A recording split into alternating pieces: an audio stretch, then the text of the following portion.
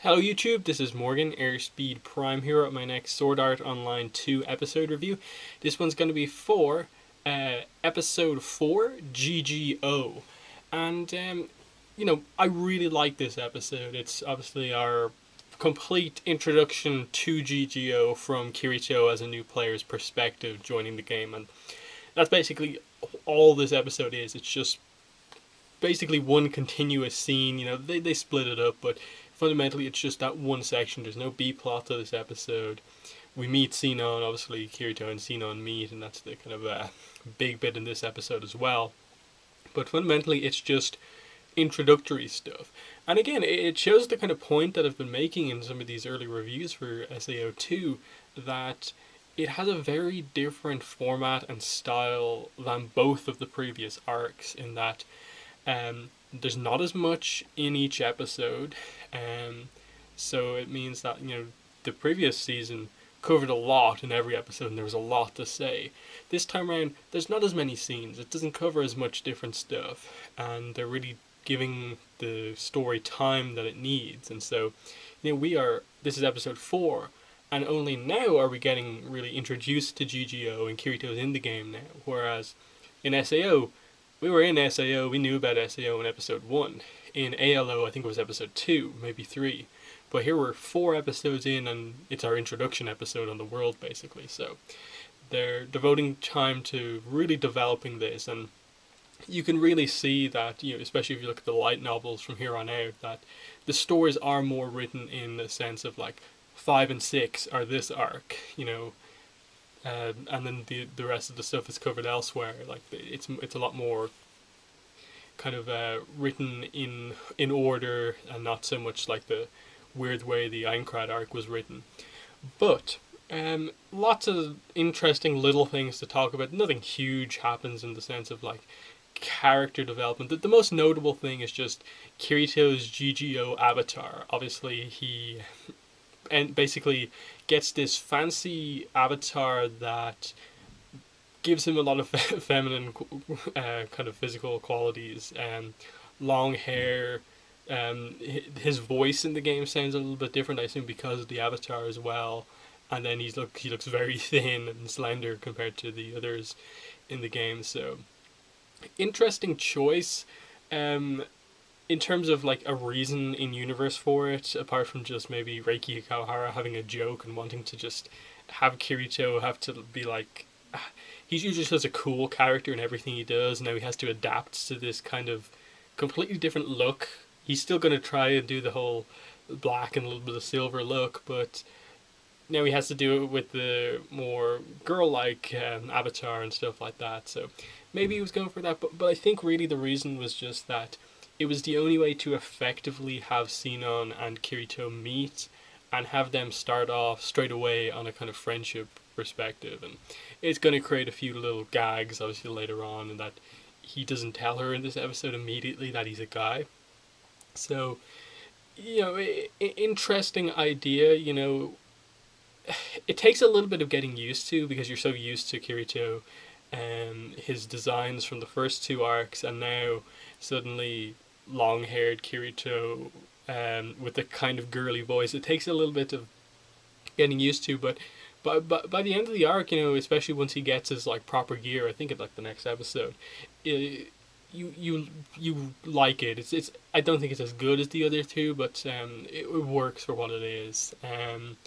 And they use it effectively because, as I said, it does allow him and Sinon to immediately kind of open up dialogue between each other. There's no awkwardness because Sinon's more comfortable talking to girls in the game, and she thinks he is a girl. And initially he's just kind of like, what do I do? And he just decides to go with it.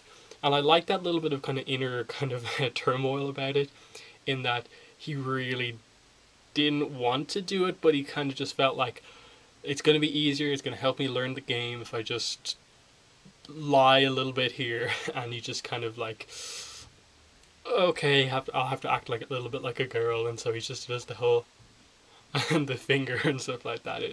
It was funny, but it worked. And it was interesting to see a kind of different side of Sinon in the game, because like she seemed very tough and like she was veteran of the game, but she was so kind of nice and welcoming to Kirito here, and a little bit suspicious, especially as their kind of the time progresses and she finds out that okay, she has experience seen on things that she has experience in other games, and so okay, she knows how to move in a virtual body pretty well.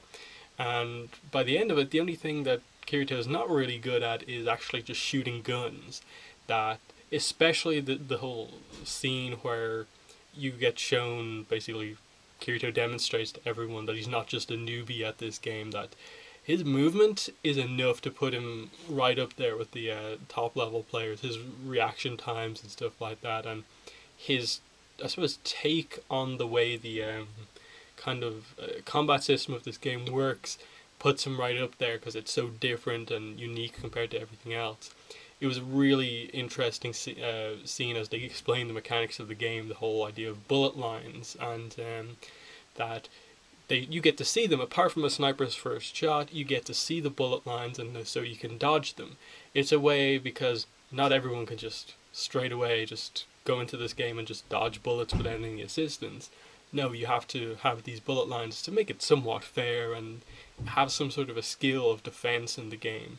And this kind of gambling game is meant to kind of be somewhat impossible. The closer you get, the faster the guy continues to shoot. And Kirito obviously does it. That's how he earns all of his money despite being new to the game.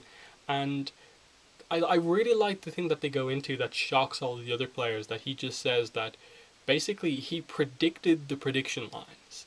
That I think they made a really big contrast between the guy that you saw attempt it before Kirito and then actual Kirito actually doing it. He basically ran forward, saw the bullet prediction line, stopped, did this weird like pose to like dodge everything, and then ran forward again, another weird pose to dodge them all.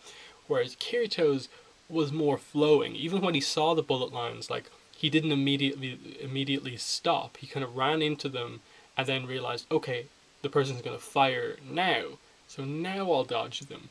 And then especially when it got quicker and quicker, he was just assuming like, look, if I keep moving, if I just run forward until the bullets are fired, I'm going to move out of the way, kind of predicting when the kind of actual like firing happens and stuff like that. So it's a really interesting idea, that, you know, he is so used to kind of being in the virtual world, his actual life being on the line from SAO. It was established in that game that he has the best reflexes in that game. He then has the best reflexes in ALO, so of course he's going to have the best reflexes in this game.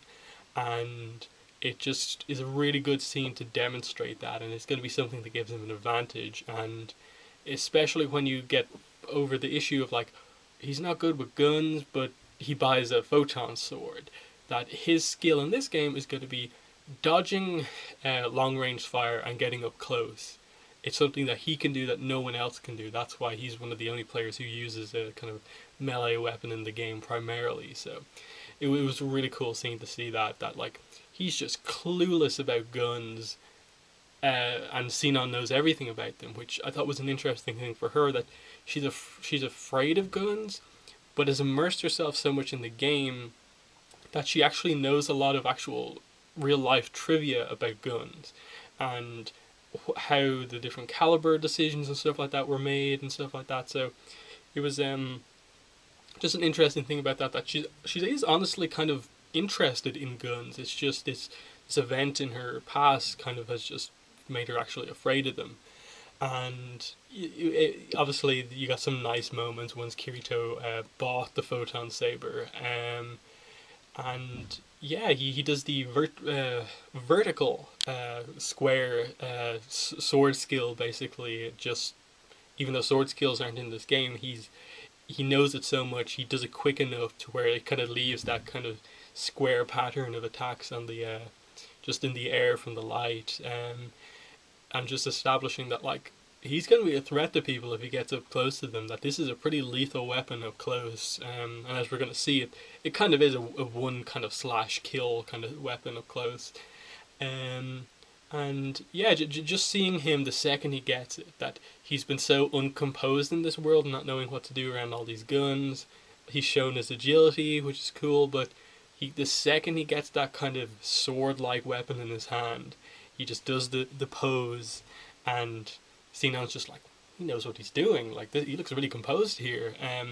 And then he does the sword skill, and she's just impressed. Like, that's a pretty expert maneuver there. I don't know anything about sword fighting, but that was pretty impressive. Um, and at this point, the interesting thing between her and Kirito, and that she's very suspicious. Like, oh, you're not being very descriptive about what games you're playing. Like, what game did you play? Like, oh no, just some random fantasy game. And she's getting suspicious. Like, okay, this guy's like the fastest person I've ever seen. Really good with a sword. Comes across as a kind of threat if they got close enough to anyone.